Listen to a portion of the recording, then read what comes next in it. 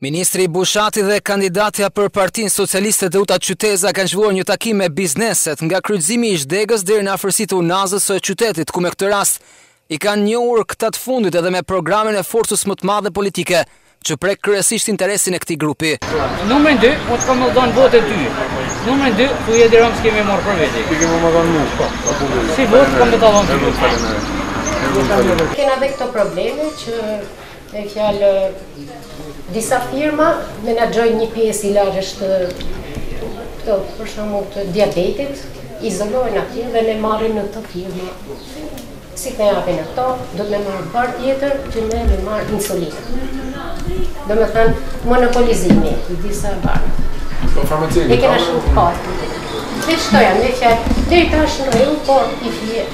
Kandidatja për deputete e Partisë Socialiste Teuta Qyteza dhe Ministri Bushati kanë bërë një sintezë të pikave konkrete të këtij 4-vjeçari qeverisës që po mbyllet, por edhe prioriteteve që Partia Socialiste do të ketë në 4 vitet të ardhshme për biznesin dhe ekonominë. Gjatë këtij 4-vjeçari që sapo mbyllë, Shkodra përfitoi mjaft si biznes i vogël me 0% taks, biznesi i mesëm me 15% taks, ndërsa të tjerët janë ndihmuar ndjeshëm me rimbursimin e TVSH-s dhe me tatimin e reduktuar, të cilin qeveria ja premtoi dhe ja mbajti fjalën.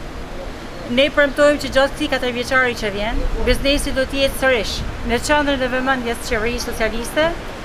Qeveria jonë ka pasur një politikë krejt qartë për sa i përket bizneseve të vogla dhe familjet që ushqehen përmes këtyre bizneseve, duke zerruar taksën për biznesin e vogël. Ne kemi pasur mundësi për të ndihmuar rreth 83.000 familje, edhe shifrat gjatë këtyre 4 viteve kanë qenë krejt qarta.